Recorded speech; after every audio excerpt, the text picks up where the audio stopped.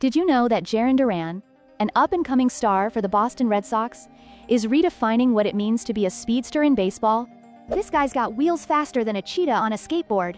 In one game, he stole 3 bases in a row, making the opposing team's catcher look like he was stuck in slow motion. Duran's speed isn't just for show, it's a game changer. His lightning-fast sprints have turned routine singles into doubles and have even made seasoned outfielders scramble like they're chasing a runaway chicken. But here's the kicker. Duran didn't even start out as an outfielder. He was originally drafted as a second baseman. Talk about an unexpected twist. And if you think his speed is impressive, wait until you hear this. Jarren Duran once ran the 60-yard dash in a blistering 6.3 seconds. That's almost like teleporting. So next time you watch a Red Sox game, keep an eye on Duran. He's not just playing baseball, he's redefining it. What do you think?